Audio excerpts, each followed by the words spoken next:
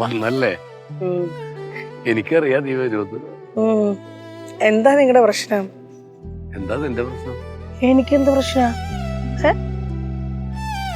കുഴപ്പമുള്ളതായിരുന്നപ്പോ ഒരുപാട് കാര്യങ്ങൾ നമ്മൾ അങ്ങോട്ടും ഇങ്ങോട്ടും സംസാരിച്ചിരുന്നു. ഇവിടെ അതിനൊന്നും പറ്റണില്ലെന്നേ.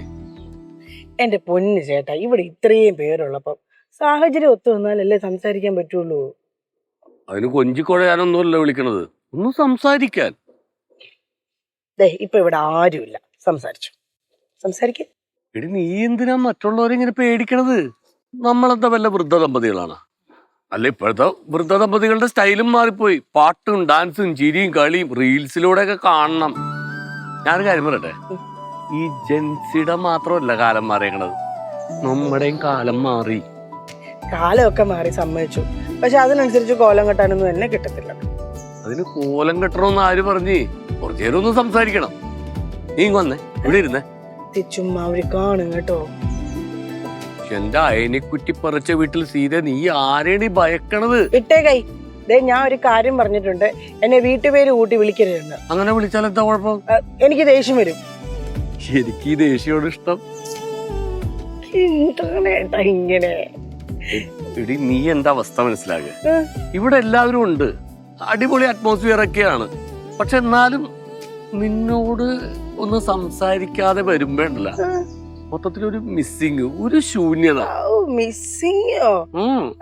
എന്റെ ദൈവമേ, വീട്ടിൽ വെച്ചിട്ടൊന്നും ഉണ്ടായിട്ടില്ലേ ഈ മിസ്സിങ്? ഞാൻ അടുക്കളയിൽ കിടന്ന് പണി എടുത്തോണ്ടിരിക്കുമ്പോഴൊന്നും ഈ മിസ്സിങ് ഒന്നും പറഞ്ഞു വന്നിട്ടില്ലല്ലോ. ഇപ്പൊ ഇവിടെ വെച്ചൊരു പുതിയ മിസ്സിങ്. അതെന്താന്നറിയാമോ? അടുത്തുണ്ടാവുമ്പോ നമുക്ക് ആ വില അറിയാൻ പറ്റില്ല. അകന്നിങ്ങനെയൊക്കെ നിൽക്കുമ്പോഴാണ് അതിന്റെ വില അറിയുന്നത്. ഇപ്പൊ ശരിക്കും ഞാൻ നിന്റെ വില അറിയുന്നു. എന്ത് ചുമ്മാ നീ അവിടെ ഇരിക്കടി, ഇരുന്നോ? പറ. നീ പറഞ്ഞാ മതി. ഞാനെന്ത് പറയാനാ? എന്നെ വിളിച്ചു വരുത്തിട്ട് നിങ്ങൾ പറ. എന്തെങ്കിലൊക്കെ പറ, ഞാൻ കേട്ടോളാം. നിങ്ങൾ പറ, ഞാൻ കേട്ടോളാം. എന്നാ ഞാൻ പറയാം. ഒരു സാധനം കേട്ടിട്ടുണ്ട്. പണ്ട് ഞാൻ ചാലക്കുടിയിലായിരുന്ന സമയം, നീ അന്ന് കുഴപ്പമുള്ളതാണ്. 2 ആഴ്ച ഞാൻ വീട്ടിലേക്ക് വന്നിട്ട് ഞാൻ ആകെ സങ്കടപ്പെട്ട് നിന്നെ കാണാതെ ഇങ്ങനെ സങ്കടപ്പെട്ടിരിക്കുമ്പോ ഞാൻ ഉറപ്പിച്ച് ഇന്ന് വൈകുന്നേരം എന്തായാലും വീട്ടിൽ പോണെന്ന്.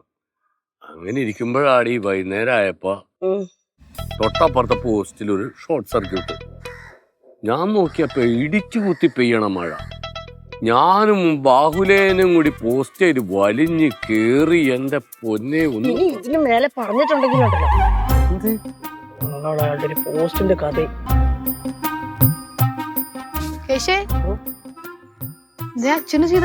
നീയല്ലേ പറഞ്ഞത് എന്നോട് എന്തെങ്കിലും പറയാന്ന്? എനിക്ക് ഇതൊക്കെ പറയാൻ അറിഞ്ഞൂട്. അതുകൊണ്ടാണ് ഞാൻ വന്നിരിക്കാത്തത്, മനസ്സിലായോ? എന്താണ് രണ്ടാമത് ഇവിടെ വന്നിരിക്കുന്നത്? ഇവിടെ എന്താ കുഴപ്പം? അടിപൊളിയല്ലേ? വലിയൊരു മാവ്, നല്ല തണല്, നല്ല കാറ്റ്. ഇതേപോലെ തന്നെ സീതയുടെ വീടിന്റെ മുറ്റത്തും വലിയ കാട്ടൊരു അയണി ഉണ്ടായിരുന്നു. അത് തന്നെ ഒരു 100 നൂറ്റാണ്ടുകൾ പഴക്കമുള്ള ഒരു അയണി. അവരുടെ വീട്ടുപേരും അങ്ങനെ തന്നെ ഇരുന്നോ, അയണിക്കുറ്റി വീട്. അതിപ്പോ ഇവിടെ ആരെങ്കിലും ചോദിച്ചോ? ആ കഥ പറയാൻ വേണ്ടിട്ടാണോ ഈ കഷ്ടപ്പെട്ട് ഇങ്ങനെ വരും? അല്ല, അത് ചുമ്മാ നാട്ടുകാര് വെറുതെ പറയുന്ന കഥ. നാട്ടുകാര് ചുമ്മാ പറയണമെന്നല്ല, കഥയുണ്ട് മോളെ. പറയട്ടെ. അങ്ങനെ ഈ അയണിമാർ അവിടെ നിൽക്കുന്നത് കൊണ്ട് ഇവളുടെ അച്ഛൻ അന്ന് നാട്ടുകാർ വിളിച്ചിരുന്നത് അയണി വീട്ടിൽ ബാലൻ എന്നായിരുന്നു. അങ്ങനെ അയണി വീട്ടിൽ ബാലൻ എന്ന പേര് കേട്ട് സഖി കേട്ടിട്ട് പുള്ളി ആ അയണി അങ്ങ് മുറിച്ച് വിറ്റു. അത്രയും പഴക്കമുള്ള അയണിയാ? നടഞ്ഞാണല്ലേ? പിന്നെ മരം മുറിച്ച് വിൽക്കണ ഇതില് പുള്ളി ബിരുദനാണ്. പുലി പുലി പുലി. ഒന്ന് നിർത്തിക്കേ, കൊറേ നേരമായിട്ട് പറയാട്ടോ എന്റെ അച്ഛനെ പറ്റിട്ട്. നിർത്തല്ലേ? ഈ പഴംപുരാണോ കുടുംബചരിത്രം കേൾക്കാൻ ഒരു പ്രത്യേകതരം ത്രില്ലല്ലേ അച്ഛൻ പറ. അങ്ങനെ അയണി മുറിച്ച് വിറ്റ് കഴിഞ്ഞപ്പോ ആ പേരങ്ങ് പോകുന്ന പുള്ളി കരുതത്. അപ്പൊ നാട്ടുകാർ വേറെ പേര് വിളിക്കാൻ തുടങ്ങി. അയണി മുറിച്ച വീട്ടിൽ ബാലൻ എന്നാക്കി. അപ്പോ ആ അയണിയുടെ കുറ്റി വീട്ടുമുറ്റത്ത് നിൽക്കുകയാണല്ലോ. പിന്നെ തുടങ്ങി നാട്ടുകാർ പുള്ളിനെ അയനിക്കുട്ടി വീട്ടിൽ ബാലൻ എന്ന് വിളിക്കാൻ തുടങ്ങി.